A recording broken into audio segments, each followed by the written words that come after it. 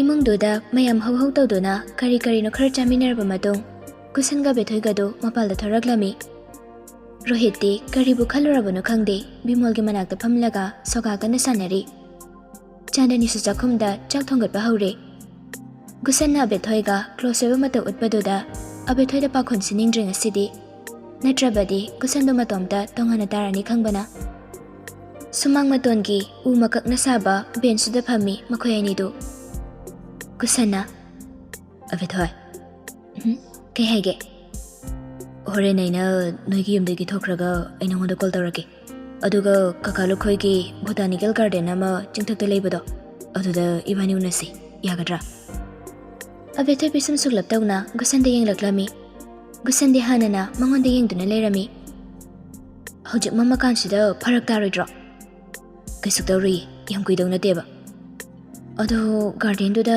ibani kaidok saino Yare Aingona maram yam hangano aina lao hairadi koklao Nati nungdang sida nangna tomda lakpa kini aduna nang lawbu laki aduga pulap oina chapminase yagadra Abethoi ngai hakti pakhum pide mama mapagi wa tadana mana kusirasi tawba pamde Hoi ai mawang yengake Yengi nate kok yare Kaisu kuidawbu nate haba 30 minutes maungai changin changabada Ko Abethoi ko ba yaroba ko Gusangi giri takpa matawduda Abethoi su no haiba ngamdre Nokta yadagom dandida nokfe tawi aduga tapna khumlaklami Hoi yengage Gusan su maphamduda kuina leiramdre Thabak athuba malakle haina Chandani ga bimolgada hairamlaga Abethoi khoigi mayumdagi probab chakre Chandani khoinadi chak charaga chatlo haibani adubu Gusanna yaba kawba leikhidre Abethoi ga Chandani ga punna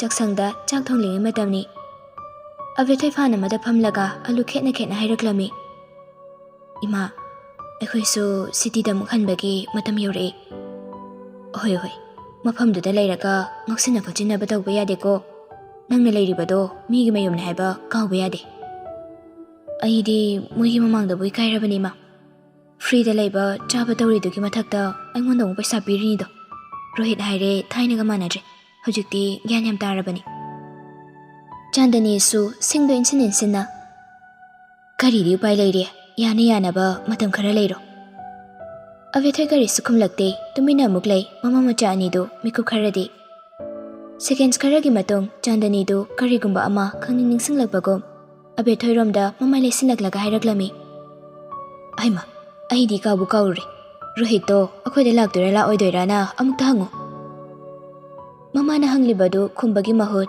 Abethoi na wa ama oina hairaklami Ai ngasi nungdang thapa ma chatoini ko nganta am halake ba Kadai le chatke hairino nangbo Kakalu khoigi botanical garden anauba ma chingya da sagatpado khangbra Laikol do aduda chaluge tawbani ma Chandani pisum nami inkhatuna chingna hanglaklami Nangdi aduda kaidawba chatoiba Abethoi alu khetlambadu leplaga mama de yengduna Gusanna ibani thengnasena hairakpani nungdangda atopa lamkoiba misingsu yamna laknei haye Chandani mikuk khara tumina leiraba matung tamna khumlaklami Hoi chathokluro nganna halau ko yum phaba amuk thil halau Abethoi nokfe tawraga Hoi ma Somda Gusansu Abethoi gi mayumdagi thoraklaga magi mamaga kolda wari saduna asumlaklami Mut amada leikhre Abethoi gi maphamda nungsi haina phongdoklani khanna Gusandu yamna haraukre Suras khoigi mayuma ba hekyaubaga Gusansu chalibadu khajik tapthai Aduga phone da mama da hairami Ima ngasidi nachana yamna pamjabi nupiduda nungsi haina phongdoklagi leble Tanjadada Surasu mayumdagi thoraklaga thongalomda lakpa matangni Nupa amana wari sanaduna chatliba adu masu nakna ui Gusanni haibadi khangba nate Suras makhongdu tafing thangduna Gusangi manak changsili Hoi Abethoi kawi ma Suras khangli nupa adu ngasida lakpa Abethoi gi maruptuni haiba Khangsinadaba saduna Gusangi manakta nakna chatli Phone da saribu waridu Abethoi gi kari maram oirabano khanna Hoi ma ngasidi aina mangonda nungsi haina phongdokladabani Kakalu khoi gi lekolda maguna doini ngasi Hoji Suraj chatlambadu chaplepi mamita Rohit pu urai. Rohit na mabu tathirabasu Suraj nadi Rohit pu yamna nungsina khanjabani. Gusan na bethoiga hekmari laina khebada Rohit tu yamna wahogani haba khangi. Hauji ki oinadi Suraj ki mafamda Rohit ne hena lumkhre Gusandagi. Gusan su nokmi kari no phone tu ngang duna chatkre. Suraj su pantharu badauda mamai hut laiduna abethoi khoigi yumlomdo ina lakle tafing. Suraj na abethoi khoigi mayum yorako matamdadi Rohit tu sumang matongi bench amada phamlaga phone da Candy Crush sanaduna leirami. Suraj prap Rohit ki manakta changsili aduga magi mamangda japlepi. Mi ama lakpagi sahum phangbadoda Rohit su mamaida fatnang khatuna yengi. Suraj tu yamna monghada leptuna leirami. Rohit phone du log tawsillaga masa khaji chap khatuna magi khungrok pocket hapchinki. Aduga sakak tak nanglaklami. Kaidulai no sida. Nangi mateng pangwa laiba. Wadu hairaga Rohit kina kanoina bench da phamthai. Rohit pairap yengi seconds kharadi. Aduga phamlambadagi fukhaugatuna. Aidi nangi nateng pamde. Nangna kaidongam dorige. Suraj sora matapna hondoklaga. Nangi hotness tu na maram moiraga global warming thokan bane haiba ai su khangi. Ado nangonda haidoriba wase nangmunam tida. Rohit bisum suklap tawna Suraj to ansinduna. Aidi kaidawagi nangna haiba wata deba. Suraj munni yengi Rohit ki mit anida. Aduga yamna serious oiba khonjal da hairaklami. Gusan na vethoida confess tawkhidori. Nungsi haina phongdokhidori. Rohit mamit mana lauthokre masado kaino matawkre lem bot pangam laktre. Suraj no fe tawraga. Nasado sok chatpro kari phauge. Rohit magi makhut ani du khudum chena dasili. Maya krak chituna yamna sathiba misaka magom Suraj da hairaklami. Engone laknarakano. Suraj phamlambadagi haugatli. Ayoida buwangang deni. Karamna no khanghaude yamna thuba matamda thokiba thaudokni. Rohit na Suraj ki maida kinna sapu kanna amurak thinki. Suraj su sapu da kaman khibana mamaidu nakal namada laithokhi. Tu makti tu haudre. Suraj khonjal khara wangkhatna. Kaino nang taise ha aina kari sokrage nangonda. Engonda laknarakpagini do. Wadu hairamlaga Suraj da haninglamda makhongdu gam thangduna Rohit tu chatkre. Thajadaba haibadudi nangi wakhalni. Aigidi haifam thopa hairedana. Wadu hairaga Suraj mamai hut laiduna thongalamdo chatkhi. Sauna sahum naina. Rohit su thanglamba khongthangdu chaplepi. Ayengba amada chumdring yengduna lei mikup kharadi. Amuksu thajai Suraj na hairamliba wadu. Gusana mafamsida lakpagi maram atopa amata leite. Abethoigi thamoibu lawba lakpani khangi Rohit nasu. Rohit mamitu tapna oisinduna sorama sangno hondoi. Khongrau ki pocket tagi phone du lauthoklaga yengi. Pung 3 taramle. Phone do amuk pocket hapchilaga Rohit tu bench lairiba domda muglakle. Mamai leiduna. Somda Gusan su magi kardu thauduna lakpana lukhoi khoigi leikol adu yaure. Mana abethoi mabani gi oina semliba preparation adu amuktang round oina chatuni yengi. Paisa changna sinbo oibana mithakna fajai awatpa mata leite. Table apakpa amada thariba adugi manakta laktuna table doda ngawi kai tawna lepi. Bouquet, teddy bear, chocolate loina sure awatpa mata leitre. Preparation do loina loiraba dudadi abethoi da call tarak lami Gusan do. Hello Gusan. Nang loiraba. Kaino nang laage haira. Thingjila di nungaiti aduna hojigla sira khanbaina. Adudi 30 minutes ki matungda lao aisu dress up tawkhigeba. Hoi loisilamo. Adudi ai thamage ko. Asumna bethoina call do kakre. Gusan do maithong makalamna lehaure. Mana matam kuina dagi khanjarakpa adu ngasimang phaunarani khanna. Pasado ihada haraukre. Somda so bethoi do mamada fajana hairamlaga dress up tawba haure. Yamna mamal tangba dress nate. Icham chamba magi leijaba khara dudang setbani. Abethoi ngasidi magi spec dugi mahutta contact lens oina haple.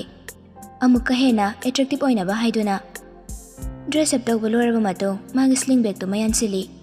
aduga harau thoraklami mangolomda Rohitna sumang matonda mangduna famlaga leiribadu ubiba nate madi machinda marol khangdaba isai ama ngangduna thongalomda thorai Rohit su abethogi khonjeldu wari tabaduda fat onthotuni yengi abethoina thongalomda tholakliba adu ure famlambadagi fukhagatli aduga Rohitu abethogi manaktamna prapaplai abethogi mangda japlepi Rohitu aduga yamna lumlum lawba khonjelda hairaklami kai chatoina na nangdang sida abethoi chatlambadu japleptuna Rohit tingak yengi Rohit ke duk sathi bamanba mataudu khara khaje khoktak chai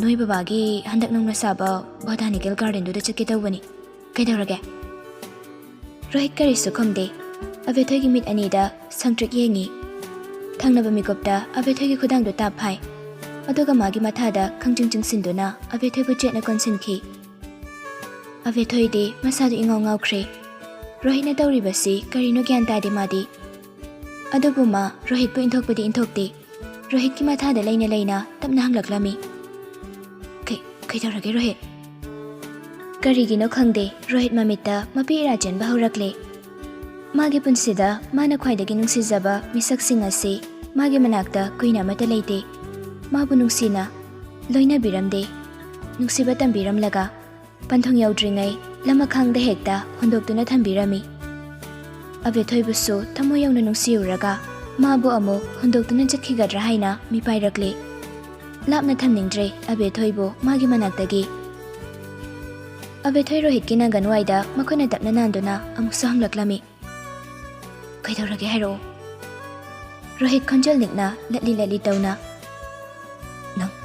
nang chakhinu abethoi abethoi ngakchanana kaigino Rohit aina gusangi manakti chatpada nangne bu khamlisa kaigino Rohit mamit tapna wiseli aduga abethoi bo koliba du thadoi abethoi gi lengjum paidona mabusu mangondagi khongthang ama handokhaili abethoi gi mit anida atamna yenglaga yamna tappa khonjelda nungsina hairaklami nang magi manakti chakranu aigi nakta sum leibiyo aina leiba mafamda nangsu leihani ainu ba saktamda nangsu haningi nangna chabu jinjakto aisu chaningi pot khuding nangonda share tawningi abethoi masado kaino matawrakle holliba mi holdosu mathong waram khangdre tanik holakle phatha bangamdre ngasi magi nakongda tahaliba Rohit ki wahi singasi manglanda taba wahigom khalhalare mami to fatfat anira kopi aduga latli amu hanglaklami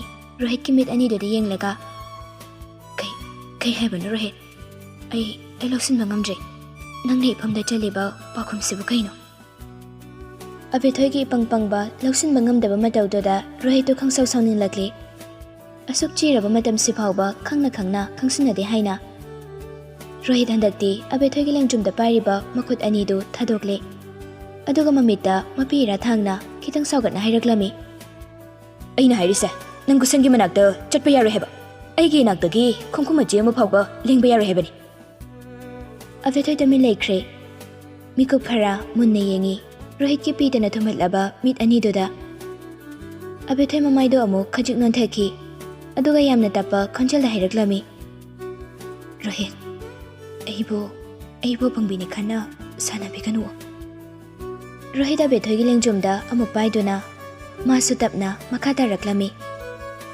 ai nangbo apangbini khandi abethoi mamaido tapna non khatuna Rohit ki mit ani di yenglei Rohit su magi makhut namana abethoi gi mamaida nungsina paibi abethoi gi mit ani du su munni yengi aduga hairaklami santhangdana abethoi aina hairise asengmani mit chane piroina ni yengnei sambal wang mada lebliba makhoi anini torban wang mada lapna yengnariba thamoi anini leirambana samas ki khenaba oirambana dharma manadaba saktamama lakhini makhoi ani gi marakta langamdraba pal masakan bapal ni thugai be itik nate khangna nungsiroi aiga dharma tinadabi mahaktu Rohit piroina ni yengi abethoida aduga tapna hairaklami ai nang buthamoi sena nungsi abethoi pungau ngaukhre ꯃꯥꯒꯤ ꯊꯃꯣꯏꯅ ꯈ꯭ꯋꯥꯏꯗꯒꯤ ꯈꯣꯏꯗꯥꯖꯕ ꯃꯍꯥꯛꯅꯤ, ꯈ꯭ꯋꯥꯏꯗꯒꯤ ꯅꯨꯡꯁꯤꯖꯕꯁꯨ ꯃꯍꯥꯛꯅꯤ꯫ ꯅꯨꯡꯁꯤꯕ ꯃꯥꯅ ꯃꯐꯝꯗ ꯅꯪꯕꯨ ꯅꯨꯡꯁꯤ ꯍꯥꯏꯅ ꯐꯣꯡꯗꯣꯔꯛꯂꯕꯗ ꯍꯔꯥꯎꯔꯣꯏꯗꯕ ꯀꯅꯥꯕꯨ ꯂꯩꯕꯒꯦ? ꯀꯔꯝꯕ ꯊꯃꯣꯏꯅ ꯄꯦꯜꯂꯣꯏꯗꯕꯒꯦ? ꯄꯣꯛꯄꯒꯤ ꯃꯍꯩ ꯌꯥꯜꯂꯦ ꯍꯥꯏꯅ ꯈꯟꯖꯕ ꯀꯌꯥ ꯑꯃꯁꯨ ꯌꯥꯎꯔꯝꯒꯅꯤ꯫ ꯑꯗꯨꯕꯨ ꯕꯦꯊꯣꯏꯒꯤ ꯃꯥꯏꯊꯣꯡꯗꯗꯤ ꯍꯔꯥꯎꯕꯒꯤ ꯃꯃꯤ ꯇꯥꯗꯦ꯫ ꯅꯤꯡꯉꯝꯗꯕ, ꯄꯦꯟꯗꯕ, ꯋꯥꯔꯧꯕ, ꯆꯩꯅꯥ ꯈꯥꯡꯕꯒꯤ ꯃꯃꯤ ꯑꯣꯏꯅ ꯇꯥꯏ꯫ ꯅꯨꯡꯁꯤꯈꯤꯗꯕ꯭ꯔꯥꯅꯦ ꯑꯕꯦꯊꯣꯏ ꯃꯥꯅ ꯔꯣꯍꯤꯠ ꯃꯍꯥꯛꯄꯨ? ꯔꯣꯍꯤꯠꯀꯤꯗꯃꯛ ꯃꯥꯒꯤ ꯊꯃꯣꯏꯗ ꯈꯝꯕꯟꯕ, ꯏꯈꯧ ꯂꯥꯡꯕ ꯐꯥꯎꯈꯤꯗꯕ꯭ꯔꯥꯅꯦ? ꯃꯤꯀꯨꯞꯁꯤꯗ ꯑꯕꯦꯊꯣꯏꯒꯤ ꯃꯥꯏꯊꯣꯡꯗ ꯇꯥꯔꯤꯕ ꯌꯥꯅꯤꯡꯗꯕꯒꯤ ꯃꯃꯤ ꯑꯁꯤꯕꯨ ꯆꯨꯝꯂꯗ꯭ꯔꯥꯅꯦ? ꯑꯕꯦꯊꯣꯏ ꯃꯃꯤꯠꯇꯨ ꯇꯞꯅ ꯎꯏꯁꯤꯜꯂꯤ, ꯅꯥꯀꯣꯡꯗ ꯁꯣꯡꯊꯅꯪꯅ ꯇꯥꯔꯛꯏ ꯂꯨꯈꯣꯏꯅ ꯃꯉꯣꯟꯗ ꯍꯥꯏꯈꯤꯕ ꯋꯥꯍꯩ ꯈꯔ꯫ ꯑꯩꯗꯤ ꯈ꯭ꯔꯤꯁꯇꯤꯌꯟ ꯑꯣꯔꯊꯣꯗꯣꯛꯁꯅꯤ꯫ ꯑꯩꯒ ꯙꯔꯃ ꯇꯤꯟꯅꯗꯕꯤ ꯃꯤꯁꯛ ꯑꯃꯕꯨ ꯑꯩꯒꯤ ꯏꯃꯧ ꯑꯣꯏꯅꯤꯡꯗꯦ꯫ ꯑꯩꯒꯤ ꯏꯆꯥꯅ ꯑꯩꯒꯤ ꯃꯥꯌꯣꯛꯇ ꯂꯦꯞꯄꯁꯨ ꯃꯥꯒꯤ ꯃꯇꯤꯛ ꯅꯠꯇꯦ꯫ ꯑꯩ ꯃꯄꯥꯅꯤ, ꯑꯩꯅ ꯍꯥꯏꯕ ꯌꯥꯒꯗꯕꯅꯤ ꯑꯩꯒꯤ ꯏꯆꯥ ꯔꯣꯍꯤꯠꯇꯤ꯫ ꯑꯕꯦꯊꯣꯏ ꯁꯣꯔ ꯑꯃ ꯁꯥꯡꯅ ꯍꯣꯟꯗꯣꯛꯂꯒ ꯔꯣꯍꯤꯠꯇ ꯄꯤꯔꯣꯏꯅꯅ ꯌꯦꯡꯉꯤ, ꯑꯗꯨꯒ ꯑꯇꯞꯄ ꯈꯣꯟꯖꯦꯜꯗ ꯍꯥꯏꯔꯛꯏ ꯑꯕꯦꯊꯣꯏꯅꯁꯨ, ꯑꯩꯗꯤ ꯅꯪꯕꯨ ꯅꯨꯡꯁꯤꯗꯤꯌꯦ ꯔꯣꯍꯤꯠ꯫